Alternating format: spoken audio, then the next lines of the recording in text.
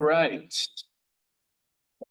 Excellent. It is now 7 o'clock. Good evening. It is now time for our February regular meeting for North Fair Oaks Council. We call the meeting to order. Roll call, please. Commencing roll call now. Vice Chair George Salmon. Councilmember Kathleen Daly. Councilmember Eva Rodriguez. Councilmember Brooks Esser. Here. Councilmember Blair Whitney. Here. Councilmember Kelly Parisi. Councilmember Beatrice Orozco. Here. Councilmember Chair Juan Carlos Prado. Here. Thank you. All right, great.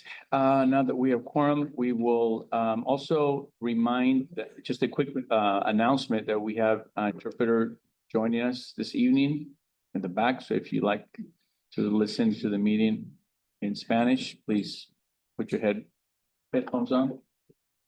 Should I also say it in Espanol in case there's something? They can say it. Yeah. They can say it. Good Or idea. they can say it. Oh, go ahead. Si necesitan interpretación en español, pueden venir aquí y agarrar una para chica. Muchas gracias.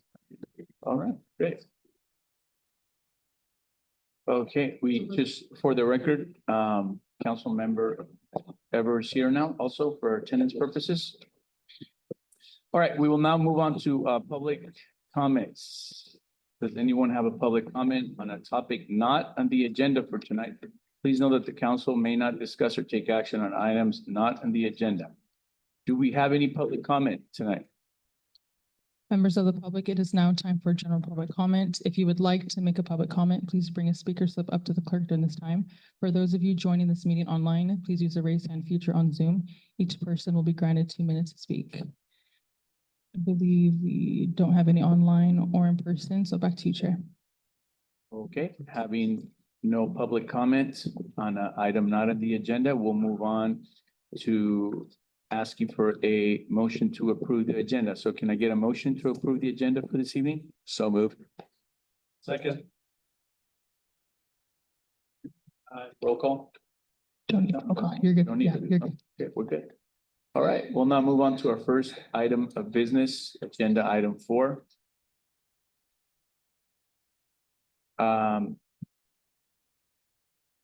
To discuss amongst the council members our nominations to for chair. Is that correct? Yeah. And vice. I believe it's chair and vice chair elections.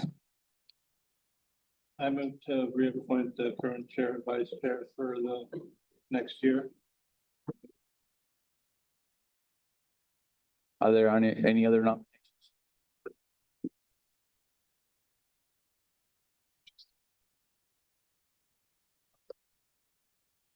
Should we How would have a that- voting then? If No, there's no other all in nominations? favor. You can say all Yeah, in it's favor. acceptable to do it by motion, so the Okay. motion is in order if you wish to vote on it. If there are no other nominations of other council members, All in favor, I just think. let's do a, Need a second Motion. and You need a second. and all Second. in favor. Okay. all in favor? then Aye. that was easy. Aye, aye, aye. Another year, another year, oh boy. All right, George promises another card shop if you're reelected. all right, great. Let's make sure he keeps his promises. Okay. Great. Okay. So we'll move on to item number 5.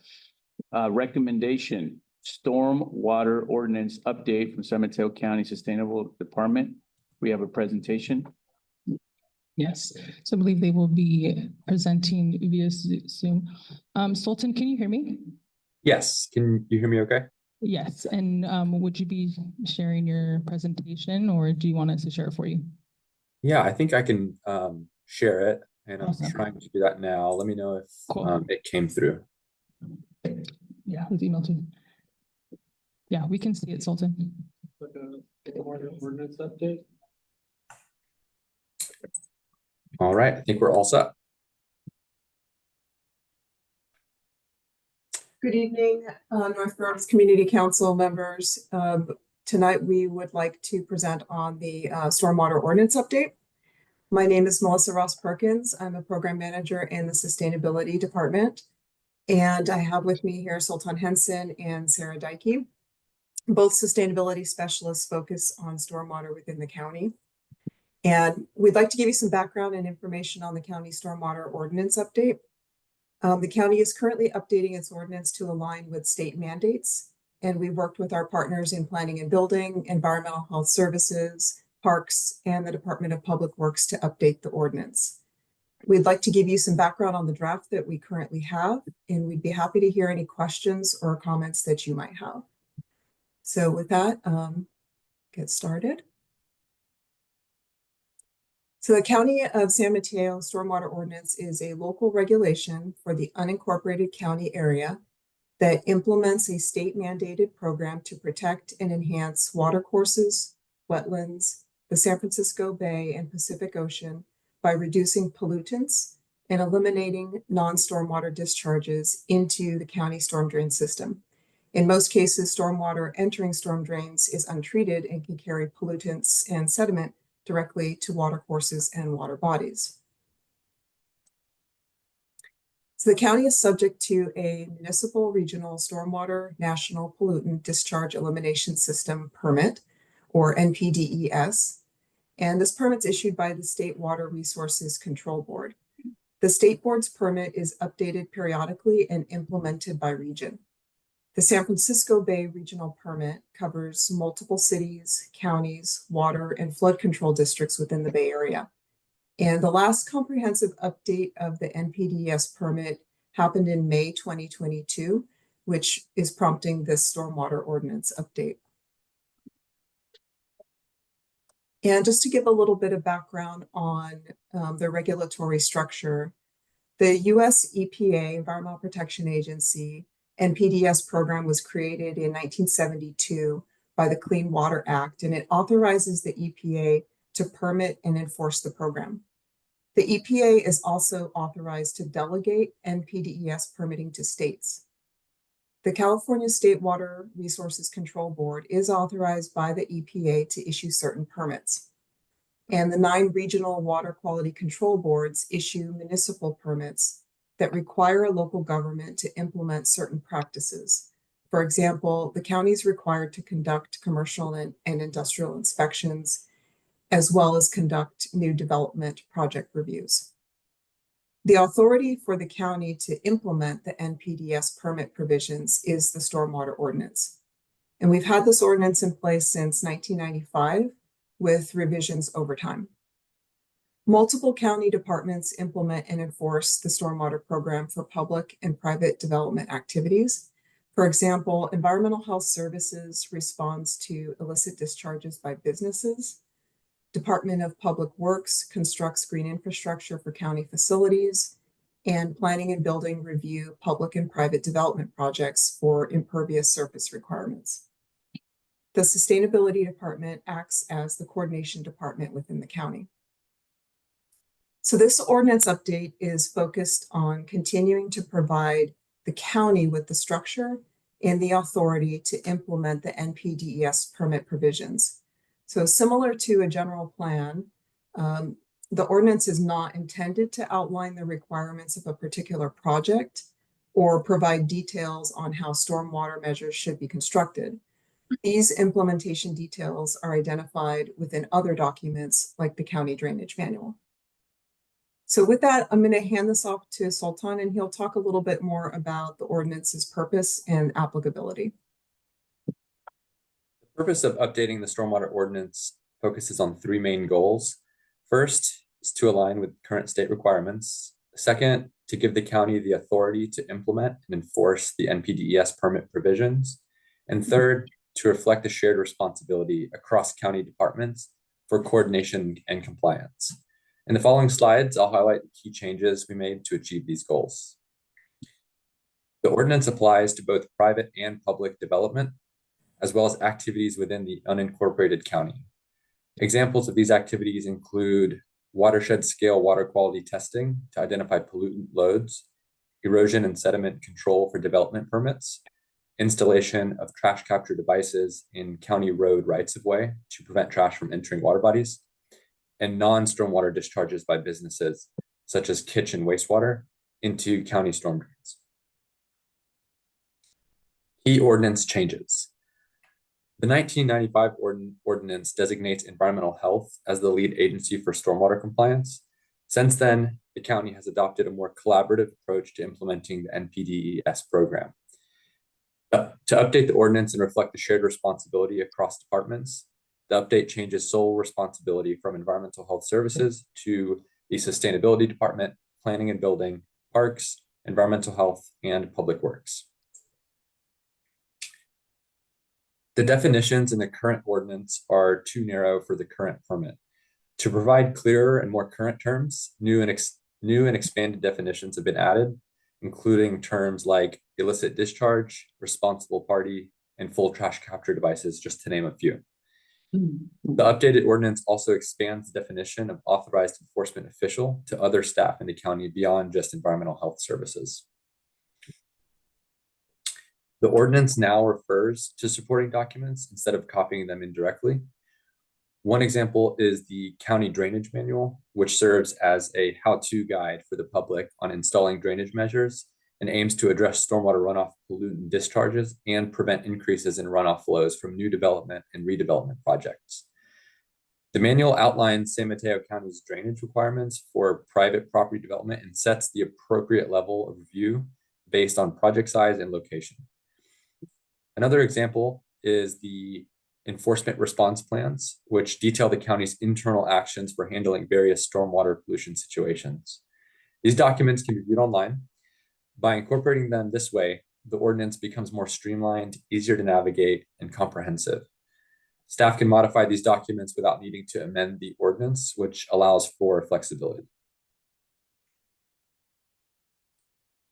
New provisions from the stormwater permit have been added. Some key updates include trash reduction measures that meet the latest regional water board standards and the introduction of operations and maintenance agreements for regulated stormwater management facilities, such as green infrastructure treatment sites.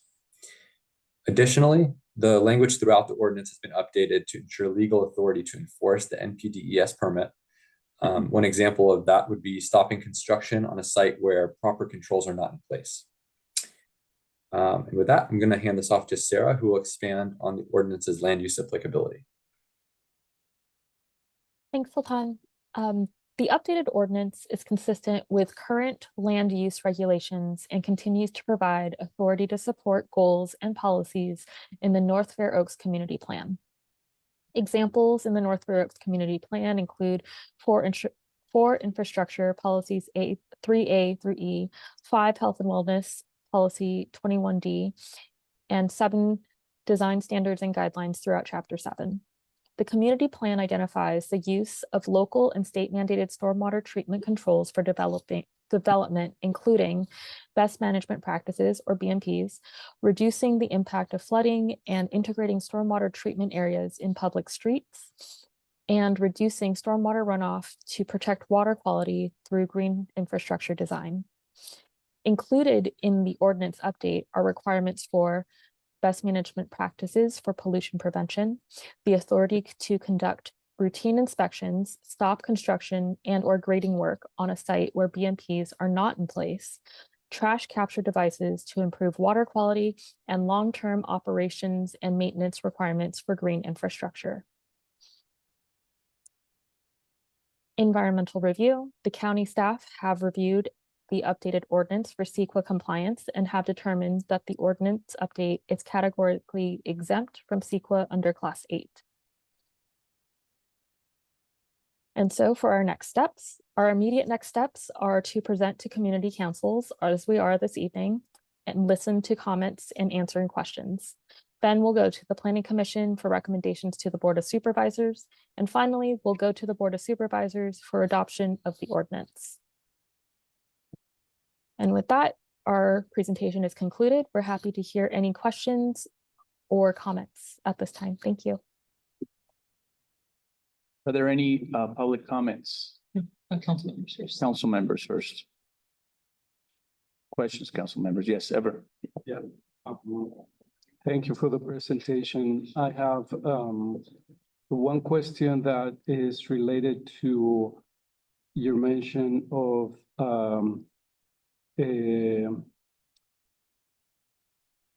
it was kitchen discharge and was this making reference to industrial kitchens or residential? That's more for industrial and commercial kitchens. Oh, I see. Okay. And then I wonder if you have an idea based on perhaps other cities or counties, how these may affect the businesses. Will they need to implement or install any type of systems to rid of whatever oils or substances they get rid of? That section is not intended to add any new requirements that aren't already required by businesses and restaurants. This is more just an enforcement mechanism that the county has in the event of any improper disposal of wastewater. Oh, I see. Okay. And my second question was related to how enforcement is currently conducted on the light industrial area businesses, not necessarily the commercial kitchens, but others in general. For industrial areas, commercial and industrial, our environmental health services team has a list of sites that they inspect routinely, which is required by the permit. And then apart from that, it's kind of an as-needed basis. If we receive a call from the public, we're able to send staff to investigate and then take proper enforcement as needed. Thank you. Okay, Councilmember George. Thanks for the presentation. Got several questions, and mostly it's around trying to understand this a bit more, so forgive me if these are not intelligent here. One of your slides in the presentation, I think it was page 4, it says changes sole responsibility of environmental health services, sustainability, planning and building, parks, environmental health, and public works.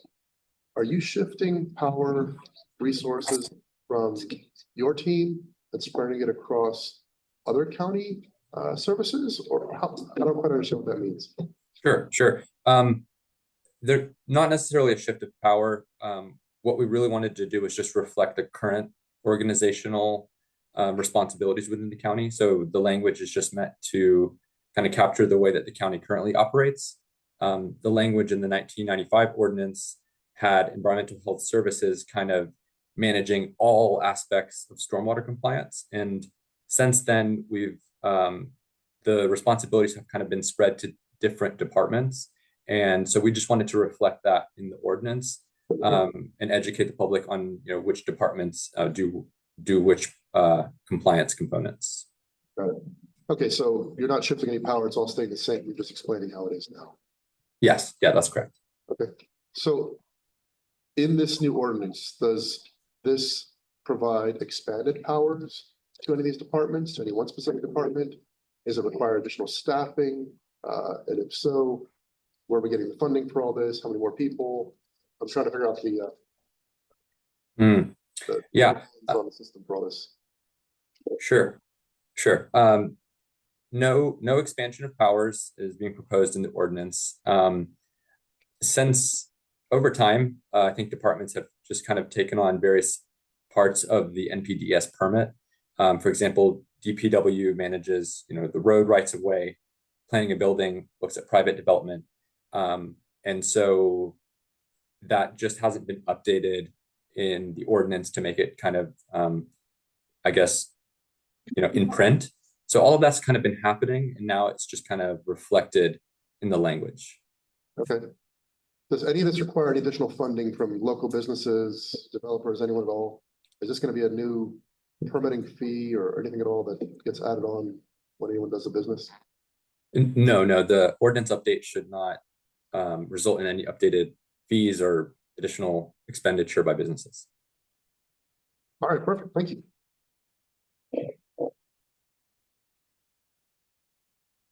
Yes, Blair. Thank you for the presentation. I've got no problem supporting the Board of Supervisors making the wonky adjustments to have us align with all the other states and counties and all that other stuff. Two questions.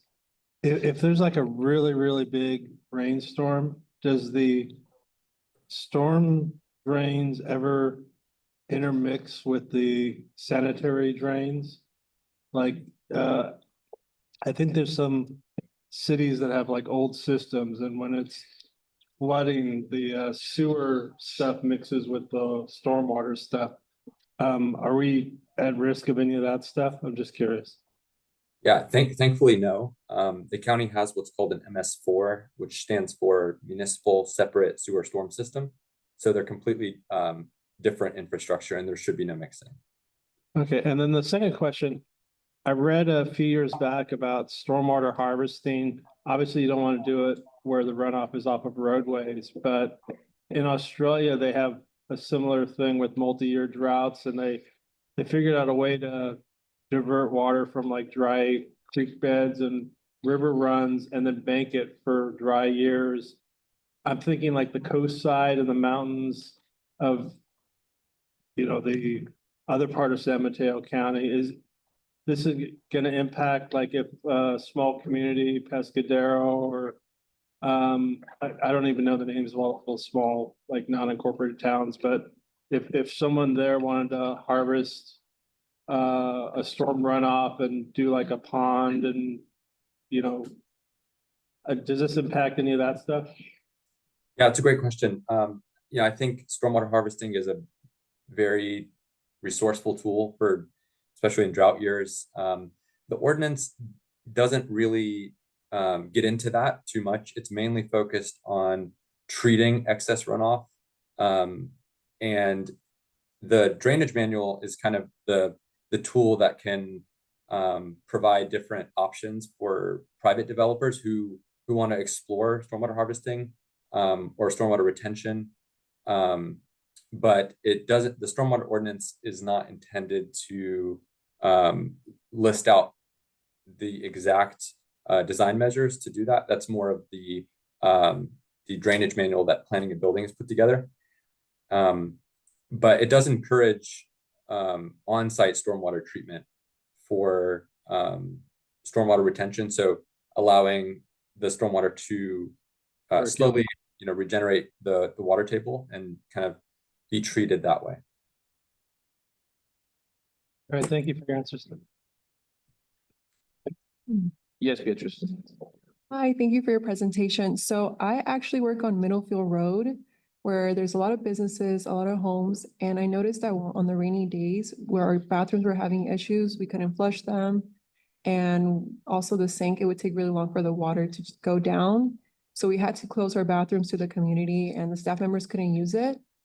So the next closest bathroom was a business across the street, and they were also dealing with the same issue. So is this something that's ongoing and affecting all businesses on the Middlefield area, or is this just certain areas? And I think the county actually did send a few people to help us out, and they did mention that on rainy days, this is very common. And these past few months, it hasn't been very heavy. So I'm just curious to know more. Yeah, I'm not sure. I know that the water supply lines are and the wastewater treatment lines are separate from the stormwater infrastructure. So I'm not sure if there's a relationship there in heavy storms that would be handled by a different department. And the ordinance mainly focuses on the stormwater pollution aspect. So, I'm not entirely sure, but that is something that we could look into. Thank you. Yes. As a follow-up to George's question with regard to the split of responsibilities. So it sounds like EH&S used to be responsible for all aspects of stormwater management, and now sustainability, planning and building, parks, public works, et cetera, are involved. In your opinion, are the right departments doing the right things, handling the right aspect of that, and do they coordinate efficiently? I think the division of powers is done appropriately. And I will say our department, the sustainability department, coordinates with the other 5 departments quite frequently on a daily basis for different parts of the permit. We work with DPW on some of their larger projects. We coordinate with Environmental Health Services to respond to, different illicit discharges. So I would say the departments have the right roles and responsibilities, and we're continuing to coordinate with all of them on a daily basis. That sounds great. Thank you. Any other council members? Okay. Having no other comments, questions from the council, are there any public comments regarding this specific agenda item from the public? If you would like to comment on agenda item number 5, please use the raise hand feature on Zoom or bring a speaker slip up to the clerk at this time. I believe we have no one in person and no one online. So back to you, Chair.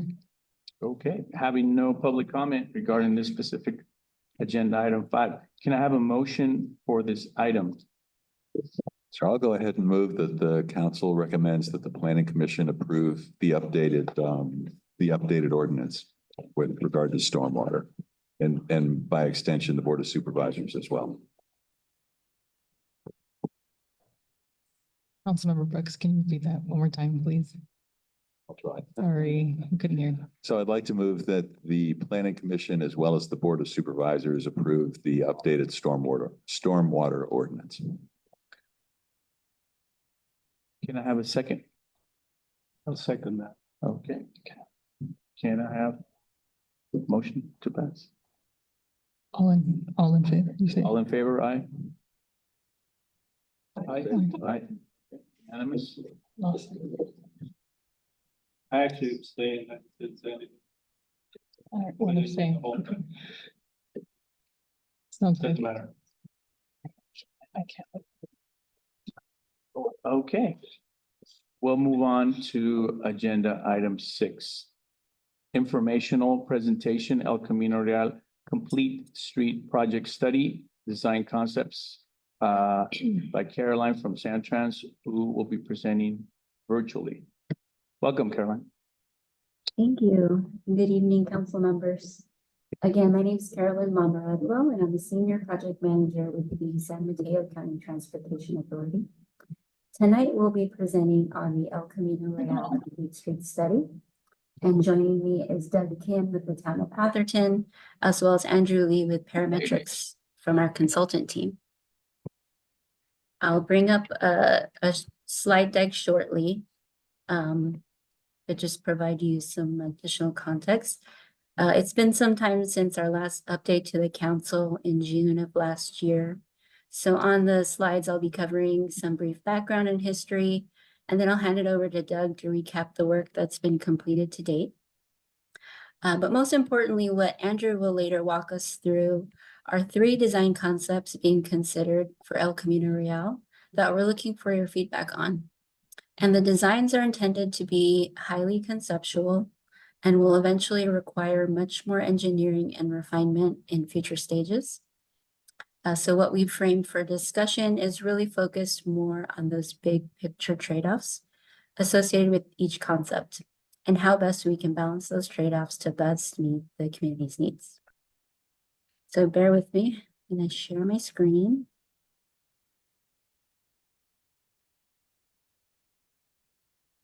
Is that working for you?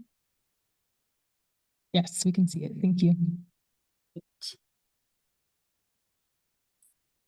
All right, so our study segment includes El Camino Real from Selby Lane to Valparaiso. And in this stretch, there's been a history of safety issues. It's a roadway with one of the most disproportionately high pedestrian fatality rates in the Bay Area. And as you may know, currently lacks dedicated biking and walking facilities. In 2023, the TA awarded funding to the town to study complete streets options for El Camino Real and partnered with them to provide technical assistance through staffing and consultant support. The Complete Streets Plan will serve as the basis for entering into the Caltrans process that's required for approval of improvements on state highways. So while the study is being led by both the town of Atherton and the TA, it's really a partnership across a number of different stakeholders that are served by this regional corridor, including the North Fair Oaks community, as well as Redwood City flanking the northern segment of the study area towards Selby Lane. The southern segment is in the city of Menlo Park towards Valparaiso. Samtrans operates court bus service along El Camino Real. And of course, Caltrans owns and operates it as a state highway. The process for the study includes 3 major phases, and we're currently in the second phase, which is focused on evaluating potential design concepts. Next, in phase 3, we'll be working towards a preferred concept and final plan targeted for spring of this year. And the work in phase 2 and 3 was really informed by an existing conditions analysis completed this past fall under phase 1. And with that, I'll pass it to Doug to share some of those findings. Before we get into the design concepts that we're considering for El Camino Real, I wanted to provide a little more background that will provide some additional context for evaluating our 3 options that Carolyn mentioned for how we can improve the El Camino corridor. Next slide, please. So Atherton has recognized for well over a decade that improvements really are appropriate for this 1.5 mile corridor of El Camino, ranging from Selby Lane to the north down to Valparaiso Avenue at the southern end of Atherton, bordering Menlo Park. So in our current bike and pedestrian master plan, we actually recognize that we might want to look at converting a lane or 2 on El Camino because of the limited right-of-way constraints that we have. So the concept of trying to convert a lane to a Class 1 trail was one of the road diet options that we thought needed to be explored. Now, in terms of North Fair Oaks, we also recognized in that master plan that Selby Lane, which is a key east-west corridor, warranted some improved facilities too. And so we had recommended Class 2 bike lanes on Selby Lane. That's an arterial that, of course, accesses Adelante Selby Immersion School, where some students from North Fair Oaks do attend. It also helps to complement some of the facilities that you have on Fifth Avenue that allow people to travel east-west.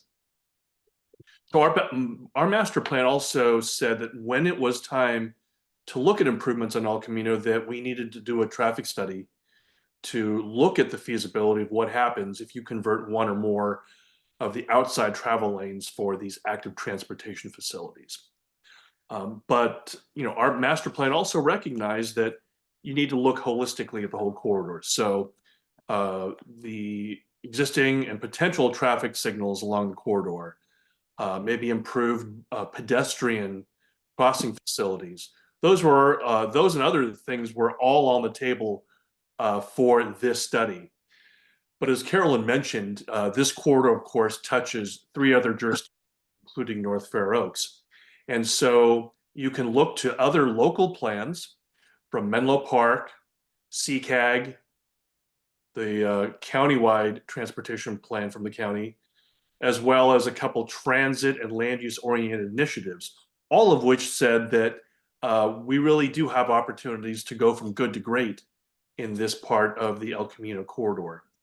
On the regional level, MTC saw this as one of the backbones of an active transportation system in San Mateo County. And Caltrans at the state level recognized this kind of facility in a couple of their plans. Next slide, please.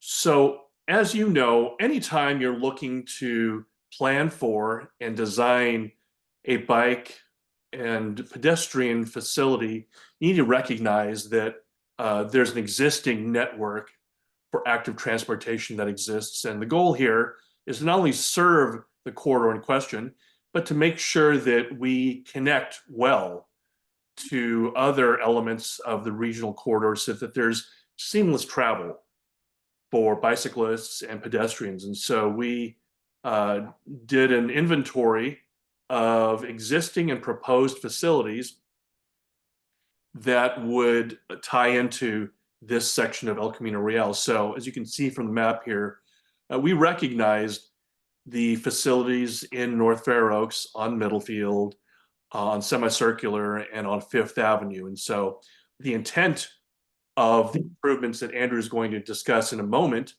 is, among other things, to make sure, again, that as we connect to facilities in North Fair Oaks, to Redwood City to the north, and Menlo Park to the south, that again, it's a seamless transition to the user. Next slide, please. All right, in our existing conditions analysis that we did last year, we did take a look at who is using the corridor to better understand how we're going to solve some of the problems that we had identified. A fair number of the corridor users are in fact school-aged kids, because of the several schools are located along this important corridor. You have, in addition to Adelante Selby, schools, of course, in the North Fair Oaks area, and several in the Menlo Park area to the south. Senior population was pretty robust in this corridor as well, pretty reflective of our aging populace here.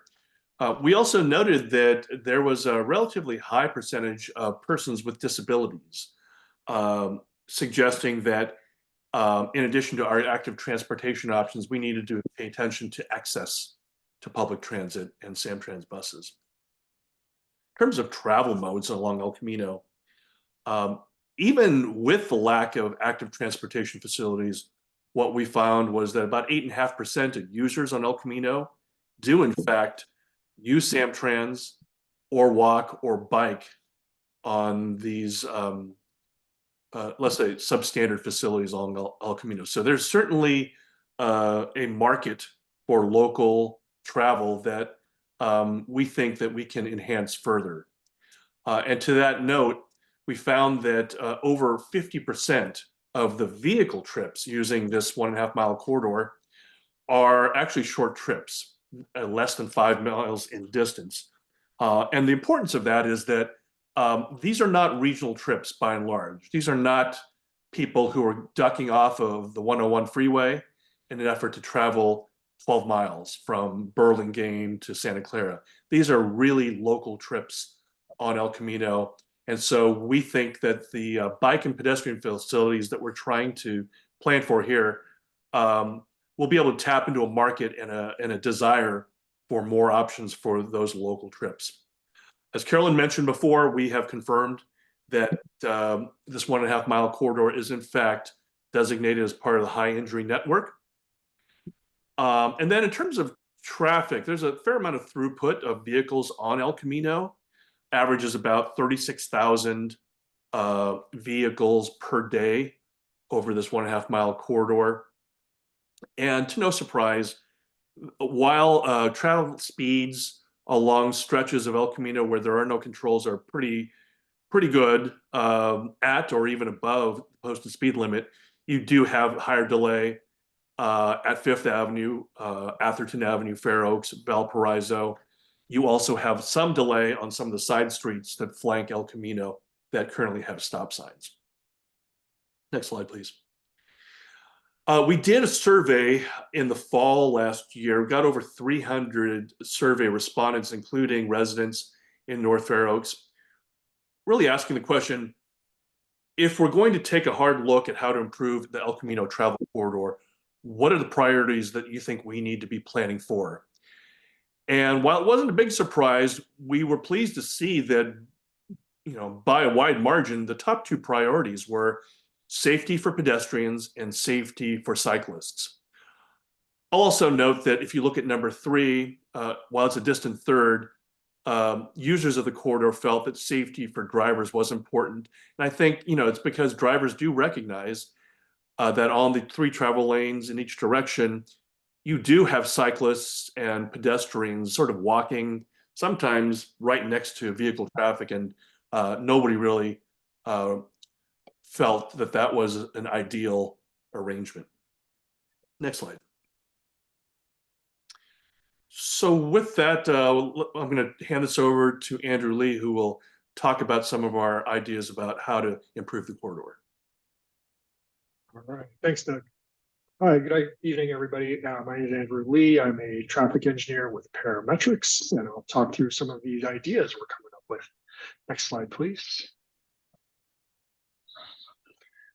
So in terms of the process, we are about 3/4 of the way through this phase of the project. Back in phase 1, we were surveying the community for their priorities and looking at the existing conditions. And from those priorities, the project team came up with about 7 broad alternatives. Some of the things that we were landing on, I'll highlight for walk facilities, because this section of El Camino Real in the Atherton area has no sidewalks. All the alternatives that the project team was coming up with included new sidewalks. The width of those sidewalks varied depending on other aspects of proposals. For bicycle facilities, the build alternatives considered going with the status quo of no dedicated bikeways, painted bike lanes, sometimes called class 2 bikeways. These could also be buffered bike lanes. There's still painted bike lanes. And then there's also separated bikeways or cycle tracks, which include some form of raised feature in the buffer to separate vehicle traffic from bicycle traffic. And we also looked at the possibility of a 2-way separated bikeway on just one side of the street. We looked at transit facilities, and these build alternatives included maintaining the status quo of shared lanes with vehicles, bus-only lanes, and then not only for the lanes, but also bus stop improvements. And then lastly, for the drive facilities, the build alternatives considered retaining the existing 3 lanes in each direction of El Camino Real in each direction, reducing the number of lanes to 2 lanes in each direction, and using that 3rd lane for wider sidewalks and bikeways. And then a 3rd option of providing 3 vehicle lanes in one direction, 2 vehicle lanes in the other direction, and whether that was for the full extent or alternating sides based on which part of the corridor.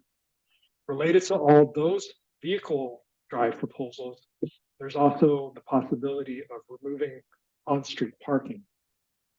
Sorry about that. Removing on-street parking. And so with that, we did a screening exercise and came up from 7 initial alternatives down to 3 alternatives that we are going to be presenting to you tonight. Upon receiving your feedback, the project team will be collaborating with the municipal stakeholders, these regional stakeholders, and identifying a preferred design that will be advancing into the detailed design stage. Next slide, please. So this is the existing roadway design of El Camino Real. There are no sidewalks, no bike lanes, and 3 lanes for vehicle traffic in each direction. The right-of-way varies between 100 and 130 feet from the edge of the property lines. And there are sections with planted medians, left turn lanes and sometimes dual left turn lanes. The design trade-offs that we identified are shown in the top right corner, and these trade-offs were identified based on the priorities from the survey in collaboration with other stakeholders and technical working group members. And so the cyclist comfort, pedestrian safety, possibility of maintaining street parking, whether the vehicle travel speed is maintained, and also whether there is potential diversion from El Camino Real into local streets that may occur. And then lastly, whether or not the proposals would address flood impacts, as there are very few stormwater collection facilities along El Camino Real. Next slide, please. So all of the proposals amongst the three concepts that we're bringing to you today include enhanced bicycle and pedestrian crossings. There are several intersections that have marked crossings, but they are very challenging now because a person walking or on bike is trying to cross 3 lanes of traffic. And if they're not at a traffic signal, it's incumbent on the driver to recognize the person on foot and yield to them. And so that can be a very challenging and scary movement that somebody is trying to make possibly on a regular basis. Related to that is better lighting along the corridor, because street lighting is also a major part of crossing safety so that people are visible to drivers. And then lastly, bus stop access, because there are no paved sidewalks here. Likewise, there are no paved bus stops or shelters or benches for many of these stops along El Camino Real. Next slide, please. The first design concept that we're bringing to you is one that would maintain 3 lanes of vehicle traffic in each direction. It would add a sidewalk in what's currently the unpaved shoulder area. And then in the paved shoulder portions of El Camino Real, there would be a striped bike lane. And so it would function very much like it does today, where there's a stripe on the pavement and people who are relatively confident and comfortable riding next to moving traffic may do so. There is a marked improvement in terms of having a paved sidewalk, but it would be relatively narrow, possibly down to the minimums for accessibility. And there would also be regular conflicts with existing mature trees and utility poles and other above ground utilities. So amongst the 6 metrics that we were trying to evaluate this concept on, for bicyclists and pedestrian safety, they both rated us. It does maintain a portion of the on-street parking, although particularly in the North Fair Oaks area, where there are already 3 northbound lanes, in order to put in a bike lane, more than likely the on-street parking would need to be removed. And then in terms of the vehicle speed and throughput, because it's maintaining the existing configuration of El Camino Real, the rating that we assigned was high. Because we would be adding curb, gutter, and sidewalk for the unpaved portions, we assessed that the flood impacts would be medium because there's the possibility of adding stormwater collection facilities. Next slide, please. All right. The design concept number 2 most markedly removes 1 vehicle lane in each direction of El Camino Real and would take that width to construct sidewalks wider than what's possible under concept 1 and add bike lanes, with most sections having a horizontal buffer. The cross section that you have here shows a concrete and raised buffer to separate vehicle traffic from bicycle traffic. However, the concepts do account for other opportunities and possibilities of what that buffer may look like. And they could be mostly painted with a much narrower raised feature, such as a bollard post, or other more narrow curb features. So the cross section that you have here is symbolic, but not necessarily what would move forward. In terms of the 6 metrics that we have here, the ratings for safety amongst people biking and walking rated higher because of the greater width and separation from vehicle traffic. And this also translates to the safety for people crossing El Camino Real, as the number of moving lanes that someone would have to negotiate as they walk or bike across is lesser as well. The ability to maintain street parking is lower, although it does also vary by geography. It is most pronounced parking loss in the Menlo Park area to the in the northbound direction near Valparaiso. And if we go with the separated bikeway concept in the North Fair Oaks area, there is substantial parking loss as well. But if we use a buffered bike lane design that places the bike lane between moving traffic and parks traffic, there is greater possibility for maintaining the parking in the North Fair Oaks neighborhood. In terms of the vehicle throughput and speed, we found through traffic models that there would be a reduction, although it would not be a catastrophic effect. And most markedly is in Menlo Park, there's already only 2 lanes in each direction on El Camino Real. And so the throughput, while it would be less and the speed would be somewhat less as well, would not result in any sort of large scale breakdown in the transportation system for people driving. And then similarly, we have a medium flood impact because there would be curb and gutter to help improve the drainage off the road. Next slide, please. Okay, design concept number 3, wider sidewalks and a partial buffered and protected bike lane. This is a concept where it's a bit of a mix between concept 1 and concept 2. Rather than maintain all 3 lanes in one direction, or in both directions, that is, or reducing it down to 2 lanes in both directions, this concept takes 3 lanes in a portion of El Camino Real, and then reduces the number of travel lanes in the other opposing direction.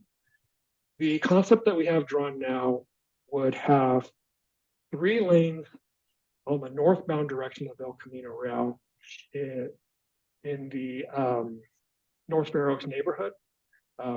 And our cutoff point is essentially at Atherton, where we have Atherton and Fair Oaks, where we saw that there was greater driving demand heading in the northbound direction, hence the 3 lanes in that direction. In the southbound direction, from about Selby Lane down to Atherton Avenue, the concept here would be 2 lanes. Now, we are looking at minor shifts in the median, although large-scale shifts in order to provide bikeways and wider sidewalks is something that we would need to work through in a detailed design. But nonetheless, in most instances, when we have 3 lanes in one direction, the width of the sidewalk and the bikeways a little bit less than what's possible when we have 2 lanes in the opposite direction.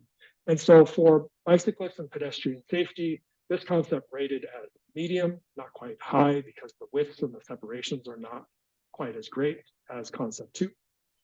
The ability to maintain street parking is actually low because there would be pretty large scale parking loss in both the Menlo Park area, where there's already 2 northbound lanes, and then large scale parking loss in the North Fair Oaks area as well, unless we go to greater medium shifts.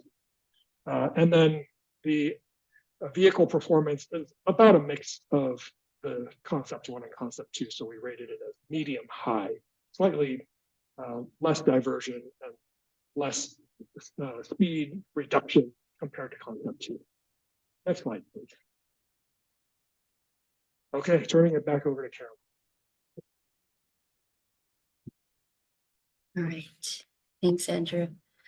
So as part of phase two, we are continuing to conduct additional robust engagement activities shown here. Namely, we have an ongoing online survey that's been extended through the end of next week, March 7th. And we'll be hosting a virtual community meeting on March 5th, next Wednesday. We've completed a number of community pop-up events, listening sessions, and meetings with community-based organizations.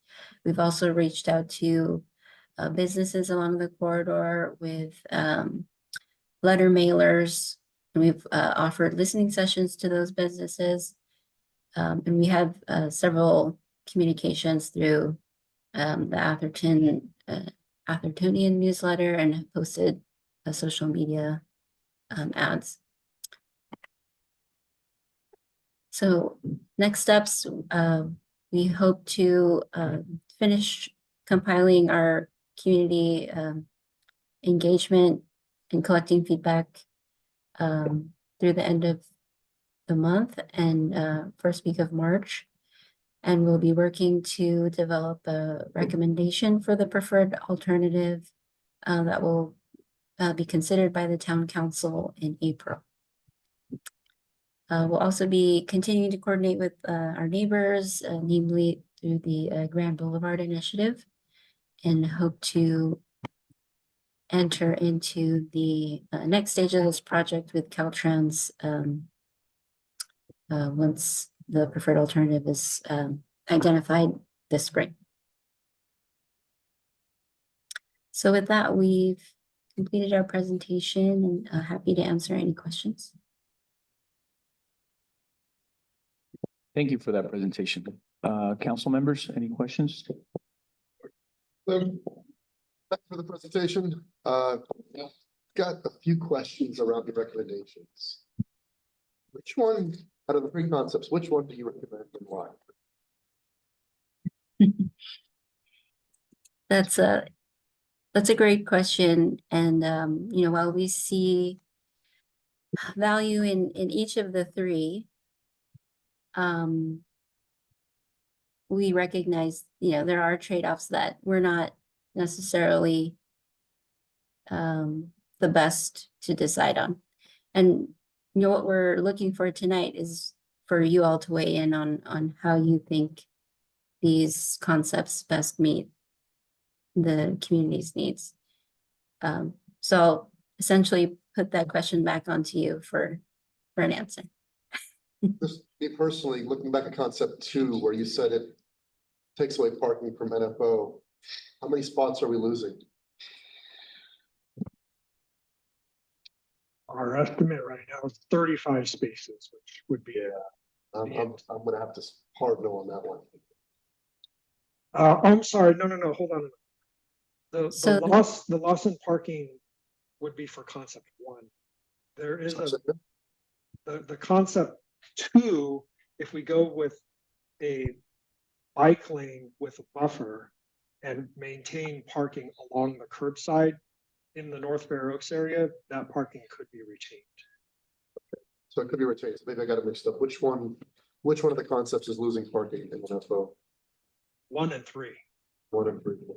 What's the estimate for those? It's 35 spaces. 35. All right. just to clarify, that's just for the segment in the north. That's right. Additional spaces are existing parking is in the Menlo Park area. We've got a severe problem with parking as it is.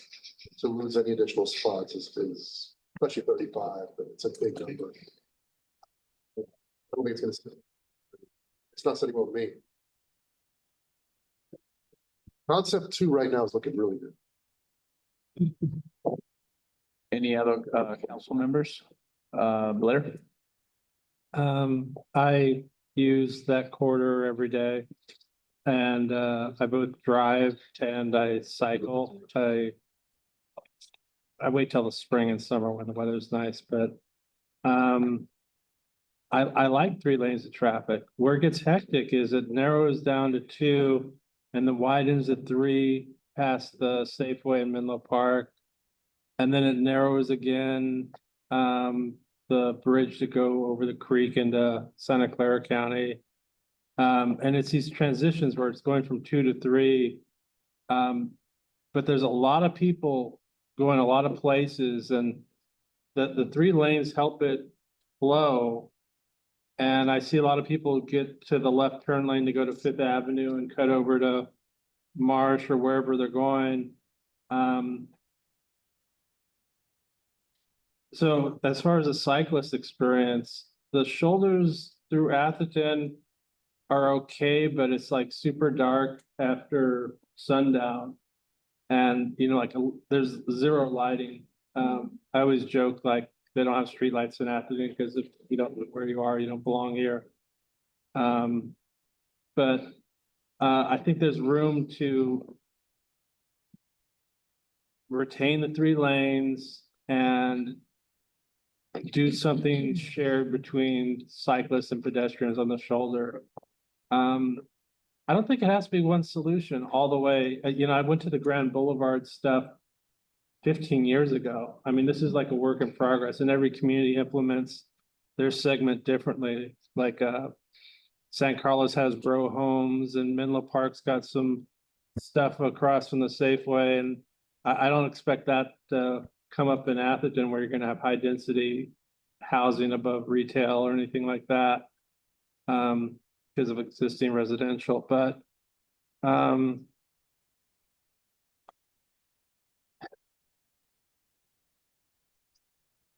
you know,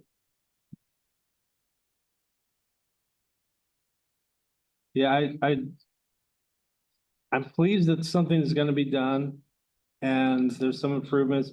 Just having a green chunk on the shoulder would make a huge difference. And clearing up the debris and getting some lighting in. I'm not super picky. I just don't want to get killed when I'm on my bike. The town of Atherton, I guess, is paying for the study, and their council's gonna decide. In a perfect world, I'd have a bike corridor along the train tracks like they have in Palo Alto, but you know, we're not in a perfect world. Anyway, that's it. Thank you for that, Blair. Everett, did you have your hand up, please? Yeah. Thank you for the presentation. I have a couple of questions. First one is, are there any other cities in the county that are currently making similar changes along Camino Real? I know I've seen the city of Palo Alto currently making some changes and adding bike lanes and widening sidewalks on small portions, but that's in Santa Clara. Mhm. Yeah, I can respond to that question. Directly north of our segment in Redwood City, Caltrans has a safety and operational project that's in the environmental review phase. And they are looking at adding buffered bike lanes to that stretch of El Camino Real. So they're essentially a couple of phases ahead of us, but looking at similar types of improvements.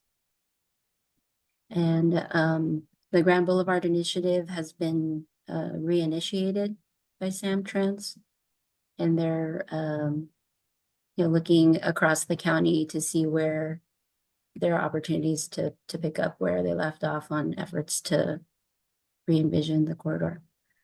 I know San Mateo is just kicked off a planning effort to look at similar complete streets improvements, and the town of Colma is also pursuing complete streets improvements. Thank you. Is there any coordination between Atherton and Menlo Park to perhaps continue the bike lanes through the Menlo Park area? Yes, yes, definitely. Menlo Park is actually a funding partner on this study. And they've been participating on our technical working group, weighing in on the study findings and the concepts. They had completed a feasibility study several years ago that identified buffered bike lanes. And that plan essentially sat on a shelf for a few years waiting for this study to move forward. So now that we're sort of on the same page, Menlo Park has renewed interest in picking up where they left off as well.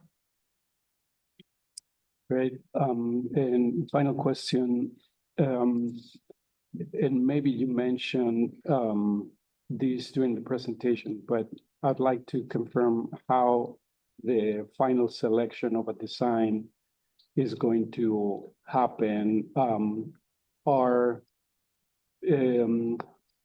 Are we gonna have an opportunity to vote individually somewhere? So perhaps you can briefly explain how that is going to work.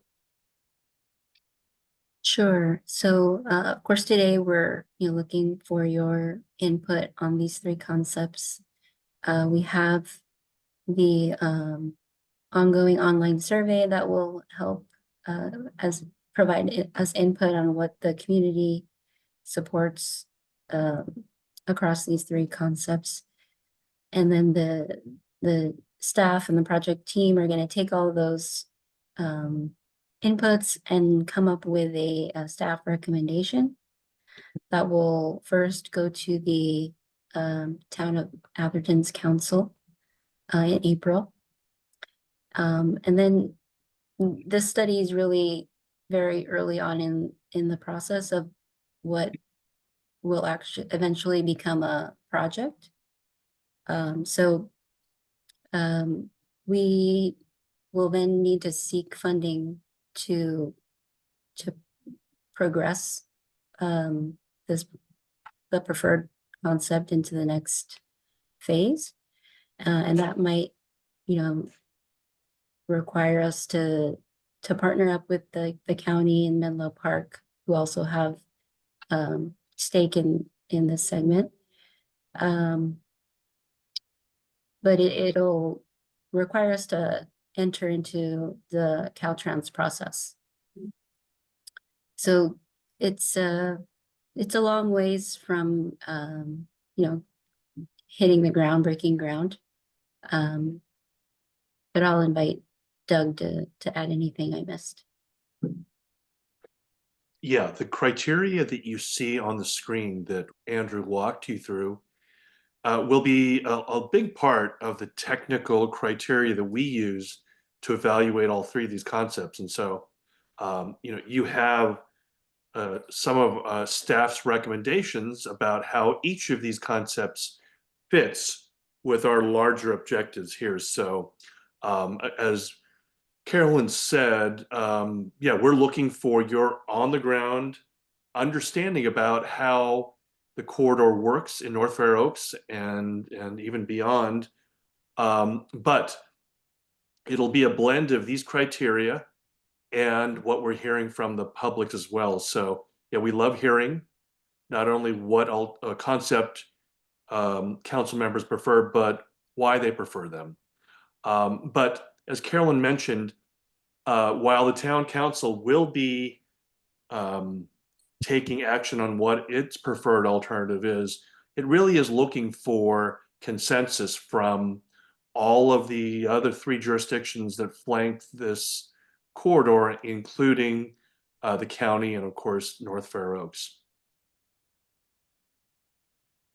I have a question. Can I have a follow-up? Just a quick follow-up. So in terms of getting feedback from North Fair Oaks, I guess the only opportunity would be for this council to make a recommendation, or our regular residents from North Fair Oaks would they have an opportunity to have a vote or have a say in any way?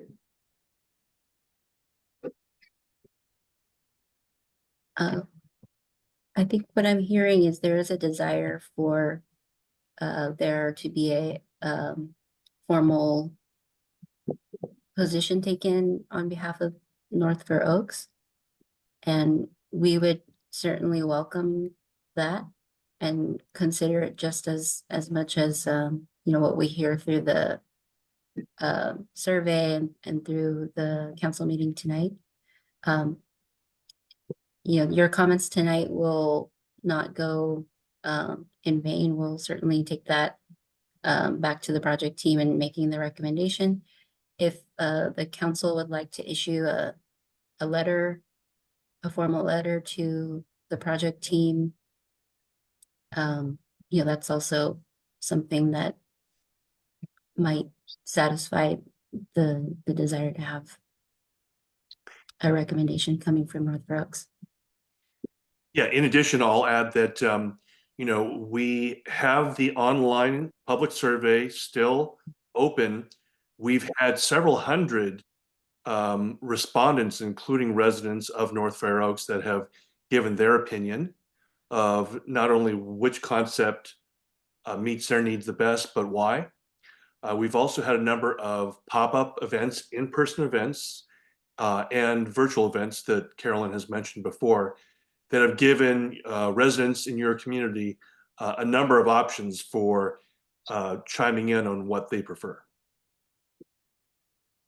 Thank you both.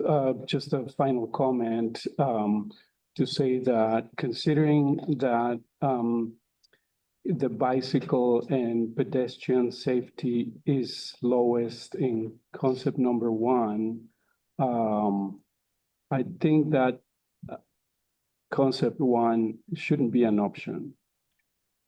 Thank you.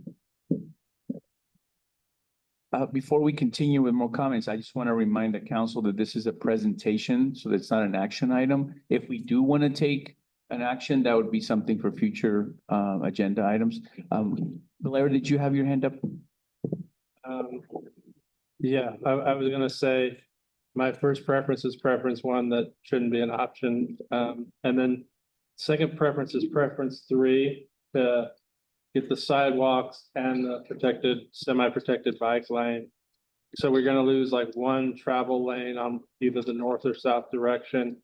There's places where parking doesn't belong, like by the Shell station. You can legally park right there and prevent people from turning right. It's trade-offs, but if everyone else is doing a decent bike corridor, we shouldn't skimp just because we want to save a few parking spaces on El Camino. But it is going to hurt some businesses down the road. Anyway. Brooks, did you have? Yeah, I do. In looking at this, I'm leaning towards the second alternative, particularly considering that, at least in my mind, safety is like a primary consideration on this section of El Camino. I think Atherton feels that way too, when you look at the crosswalk lights that have gone in over the last few years to address that. Also, there are a lot of schools, while not on El Camino in that section. You've got Selby Immersion, Encinal, Menlo College, even MA, where students are either going to be walking or riding along El Camino for a portion, or perhaps crossing it. And I think solution 2 provides the most margin of safety for people that are doing that. North Fair Oaks parking perspective, we don't lose any parking with option 2.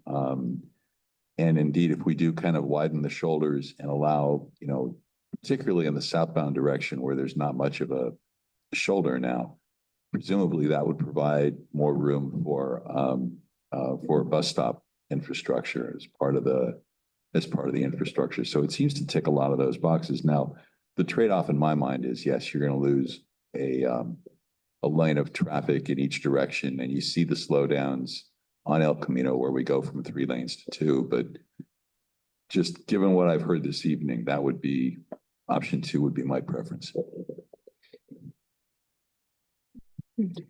Great, thank you. Are there any other comments? George, please. was on timeout for a bit.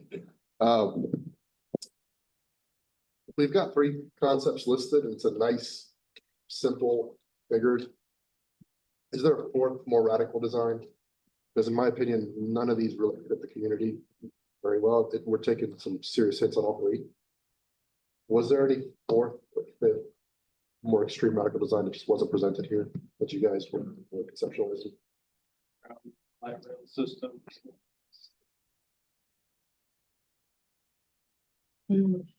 Oh, I wanted to maybe tie that to an earlier question about shared bike and pedestrian option. Andrew, maybe you'd be better to explain how we evaluated that option and why what the pros and cons of that were. The two-way. Sure. Did evaluate a option with a two-way separated bikeway or cycle track on one side of the street.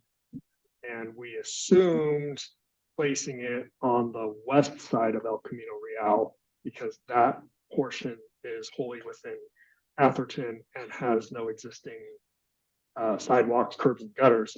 Whereas on the east side of El Camino Real, in both Menlo Park and North Fair Oaks, you have some existing sidewalk. And so that would be more costly to modify into providing a two-way facility on one side of the street.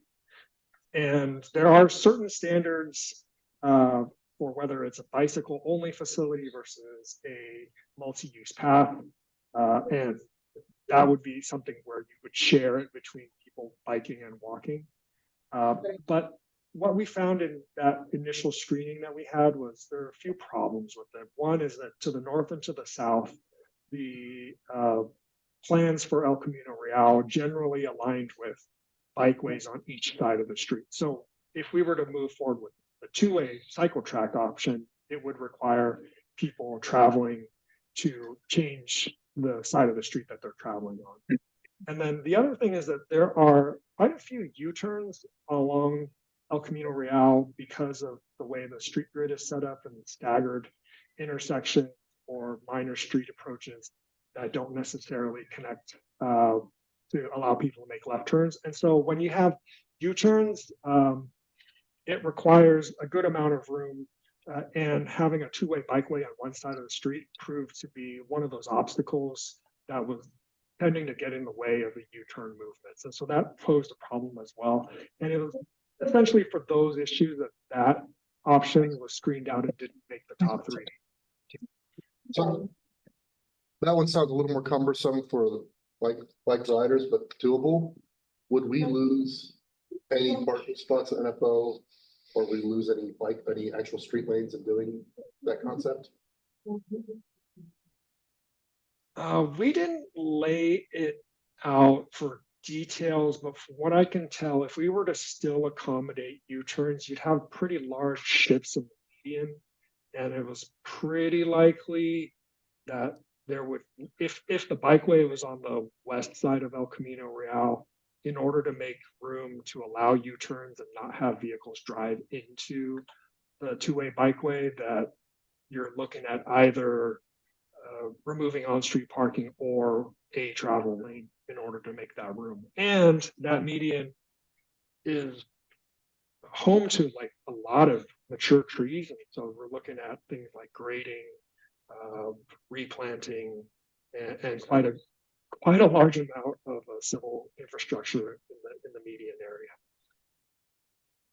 All right. So thank you for sharing that. For these surveys that you're doing, is there an option? You're having I understand you're having the public pick one of these three concepts. Is there an option to just kind of keep things the way it is?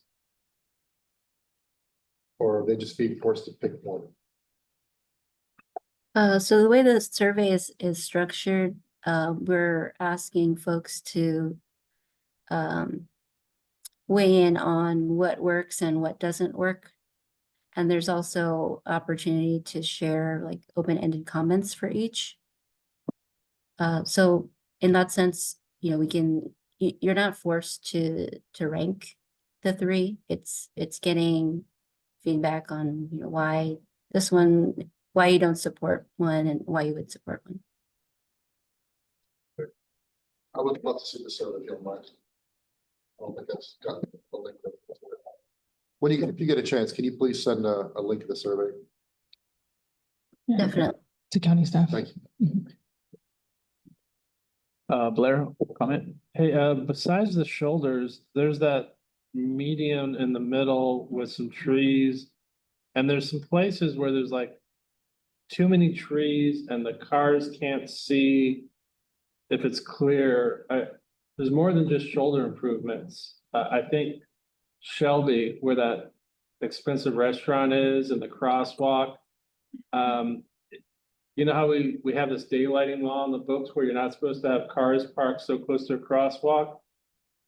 We kind of have that with the trees bunched up there and people are trying to see around there's a bunch of cars backed up to turn left, a bunch of cars backed up to turn the other left and trees and it might be worth looking at the middle strip too, to improve safety for pedestrians as well. And you know, we have those bulb out things on the curbs to shorten the distance.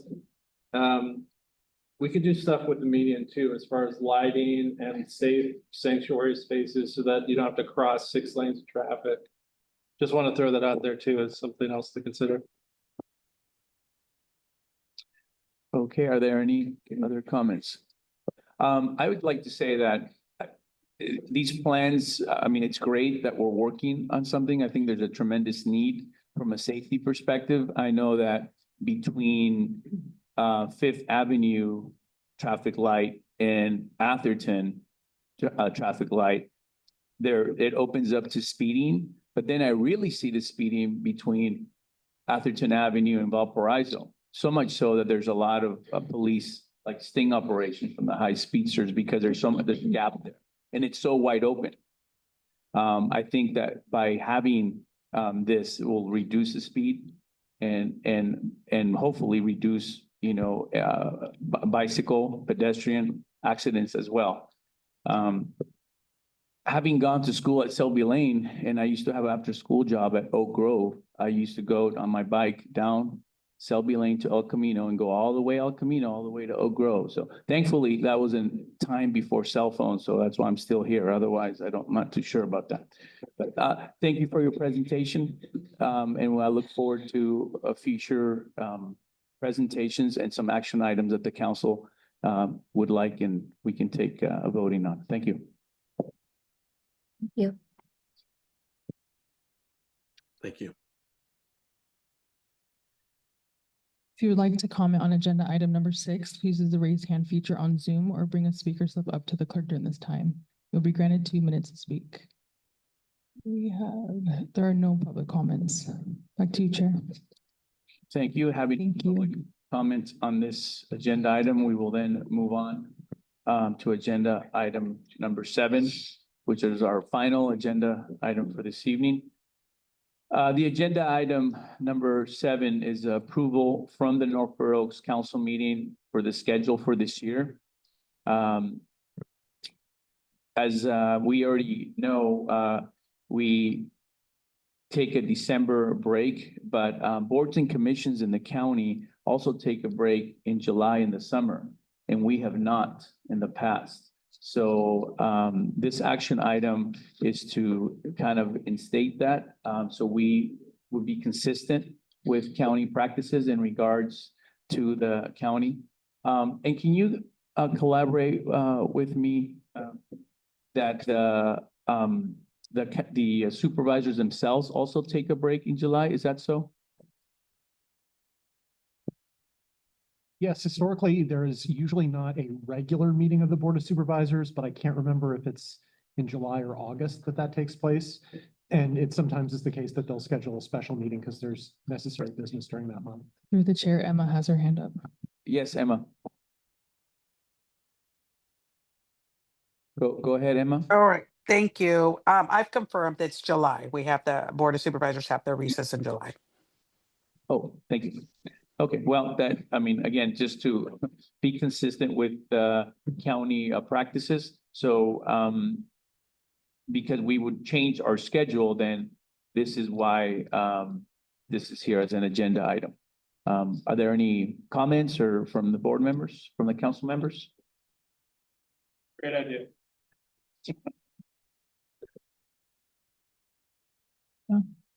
No? So this is Time off. So, Move to approve. there's no public comment. okay. Are there any public comments regarding this agenda item? There are no comments. Back to you, Chair. Okay, can I have a motion then? Do we discuss study sessions as well, or is that a separate motion? That's a different motion. This is just to adjust our calendar, taking the July break. Listed under one, for one agenda. Actually, hold on. I think it- Meeting schedule. Can I get a second? Second. Clarify, are we talking monthly meetings now or both monthly and study sessions? Wait, I'm gonna, Monthly meetings. Okay.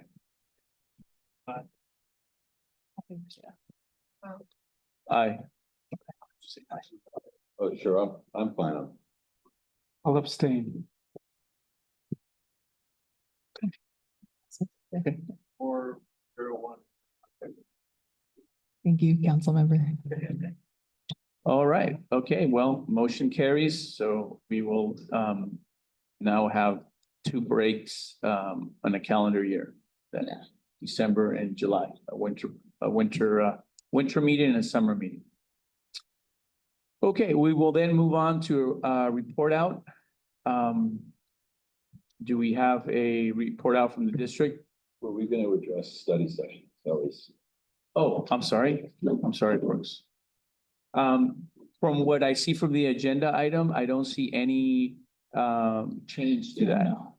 Yeah, It's just a clarification of what study session is about. Yeah, but there's no change to that. no. There's no change to that. Just to note that study sessions are held as needed, so if we don't need to hold it, it's okay to cancel study sessions. The past couple of years, we've done every other month. We've But done that. it's up to the chair to determine. We've done that for quite some time. They're typically every other month. Yeah. We always run into an issue with November because of Thanksgiving. Mhm. So you'd have a study session the third week, but Mhm. the fourth week is Thanksgiving, so we wind up having our regular meeting. The study session basically gets canceled in November. But I think there's some value in having some of them on the calendar during the course of the year. Absolutely. One a quarter, certainly January, where we can do annual planning, and then quarterly through the year or 3 times through the year if we're off in July to talk about issues like if we were to do a session on parking, it would easily be a 2-hour study session with a variety of people coming in and discussing things. So perhaps what we do is modify the schedule from, I think, 5 now perhaps to 3, maybe first month of each quarter, July, April, January, April, not July, because we're off in October, something like that. Okay, sounds great. Emma, your hand is up. Yeah, I think the intent was just to, and Tim is there too, is just to define what is a study session, the purpose of a study session, and really to notify the council members that as, it's to do that in-depth discussion. And so it is not required, they're not mandatory, there's no motion, no decision-making at any of those meetings.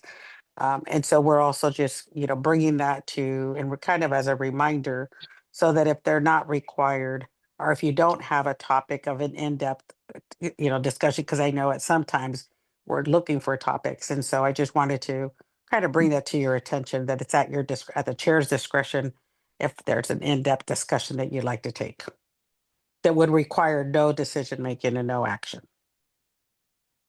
Okay, thank you for that clarification. And I'm in concurrence with the majority opinion here that we should have them quarterly and beginning in January. I think it's, I think it'd be great. It's not to have meetings for the sake of meetings, but if we've got, at a minimum, January, April, in October, it gives us the opportunity to get together and discuss things before it's the community.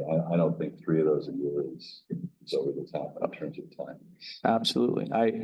Emma, is that necessary for us to take an action on this, or do we kind of play it by ear as far as having 3 I think study what we, sessions? and I'll ask Tim too, but what I'm hearing is for sure we're doing it January. We should schedule something on the calendar for January, April, and October.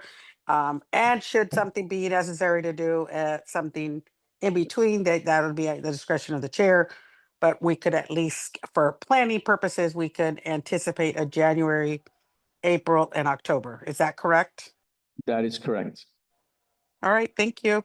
Tim, do And- they and- need to do a motion or anything on that? No, I think, I think the record's clear about scheduling it. So yeah, it's not necessary that it be a motion. Thank you. And since we'll do it for sure, these 3 months, and we'll add on as necessary, if we can have it at the county, the study sessions at the county facility like we did last time, that would be great. And having the dates or months already for sure, maybe that will also secure the booking of that facility. Emma, is that possible? This is ideal. So if we know that those 3 dates in the year, we can definitely coordinate to get those reserved now. So thank you very much for that clarification. Great, excellent. I'd like. And to it see- would be the 3rd, just to be clear, because it's the April is not an odd month. And normally we would have had it on the odd month. So do we want it in April or May? Just so that I know it's the 3rd Thursday of, we'll still do the 3rd Thursday of January, April, and October, correct? I was thinking first month of the quarter, Emma, for Okay, whatever. that's fine. And I'd like to suggest that we actually pass a motion on this, since we're changing something. It's been a policy for quite some time. If you go out to the council webpage, it calls out, I believe it calls out January, March, May, July, perhaps. It's every other month. It's a real. It is every other month. It is. So I think we should, my opinion, we should formalize that as a change. Okay, Tim, is there a way we can add it to this motion, or do we need to have it in a future agenda item as an action item? or No, no, add it's, it? it's within the scope of the agenda item that's been agendized. So if you want to Okay. schedule meetings at tonight's meeting, you can. Okay, so can we make an amendment to this motion then? So that way it's an action item and it's on writing? Brooks? Just make a new motion. Yeah, we'll just make an emotion. A new motion related to study session. Yes, and Okay, I'll make a motion then that we plan on having study sessions January, April, and October, and as needed by the board chair. Second. aye. Good. Okay, Share it with people applying to be on the council, just so they know what to get into. Yes, council member. great. Okay, so we have an agreement on that. Okay, we will move on then to the report out. So District 4, is there something you'd like to share with us, please?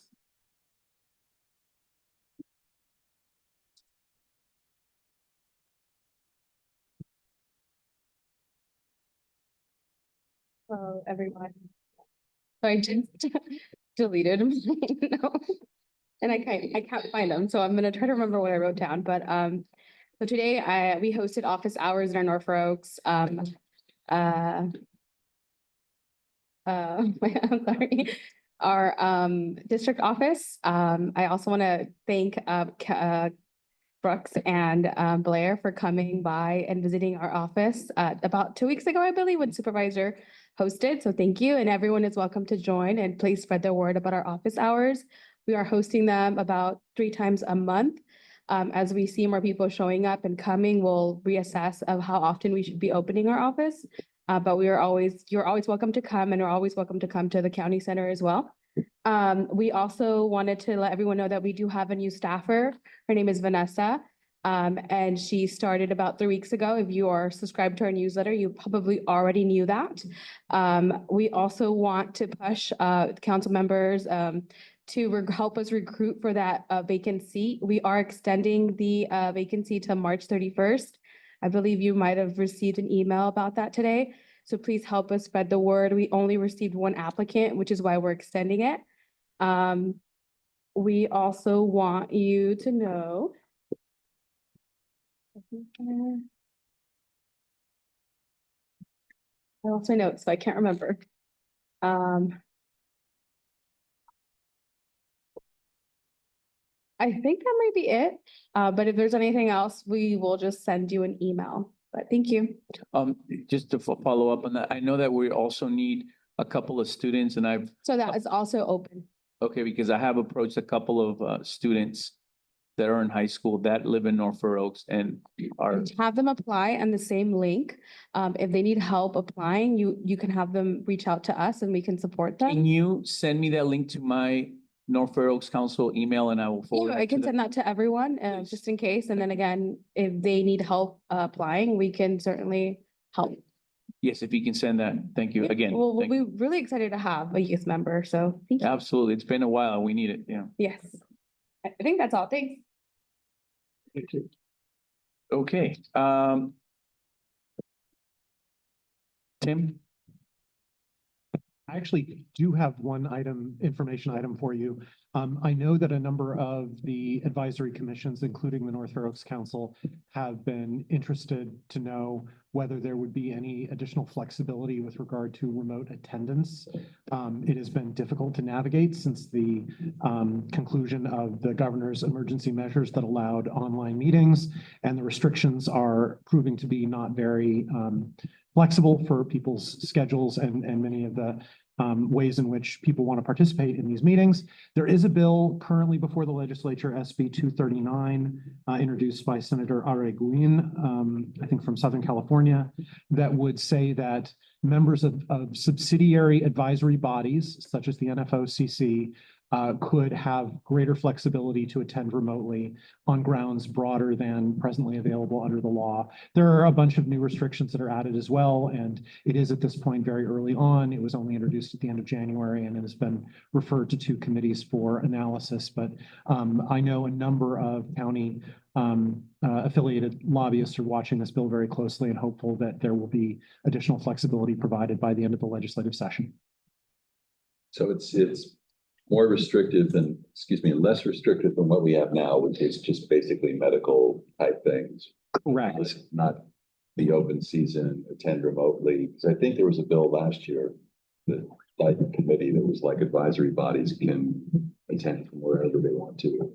It substantively right now, the draft of the bill, which could change over time, provides a great deal of flexibility as to the reasons that you could attend remotely. And it imposes restrictions on elected representatives who serve on advisory bodies, which does present some problems, but it would provide a great deal of flexibility if you were traveling for reasons other than NFOCC business, for example. You could attend remotely without posting a remote agenda and following that process. So if the bill stays as it does, it will provide the most flexibility that we've seen so far of all these proposals. Great. And then, Tim, you are going to stay with us for the year. Are there any changes to? Actually, there is, there's news on that front as well. There will be another deputy who will be assisting. I will be working in conjunction with Brian Pettit of our office to provide legal advice to the NFOCC, but he will be likely to be attending the meetings going forward. So this is your last meeting? I think it is my last meeting to attend in person. I might attend remotely to provide assistance when I can. Okay, well, thank you so much, Tim. Oh, my pleasure. I hope we weren't Thank too you much. for all the help you provided. The reason that I did not go to jail for Brown Act violations was your advice and counsel, and certainly when I first became chair, helping me kind of learn the ropes around that. So I really, really appreciate that. Oh, very great. Very much, Tim. Thanks for reminding me. I did mean to announce that and then thought I had something else. Thank you. Yeah, thank you. Thank you so much for your time. Okay, George, any report out? Brooks? Nothing here. No, thank you. Blair? I think there's a county election, and if you want to vote, you need to turn in your ballot by 8 p.m. on Tuesday.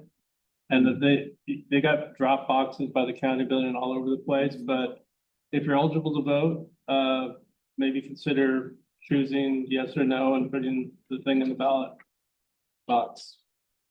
Great, thank you. Great reminder of that important civic duty to vote. Ever? No report. Beatriz? No report. Okay, I have a couple of things. First, a reminder to the council of the work plan templates from our last meeting from Debbie. Remember, we were working on our homework. So anyone or everyone should be working on it and meeting with the ad hoc groups. So all the ad hoc groups that we formed, we need to follow up on that. And I also want to do a follow-up last month's meeting regarding the traffic situation on Fair Oaks Avenue. If you recall, we had the principal of the school, Fair Oaks Elementary School, and some residents along Fair Oaks Avenue. I do want to give thanks to District 4 staff for having the county promptly the following week having a sign on the street that is asking the drivers to please slow down. And so that's a good start to having the drivers be a little bit, more conscientious of the street, the kids and that much. So I would definitely want to report out here that that action was taken. That's great. Yeah. That's great. Okay, if there are no other comments or questions, I will close this meeting. I will entertain a motion to adjourn. Second. Bye. Okay, we stand adjourned. Thank you. Thank you. Have a good evening.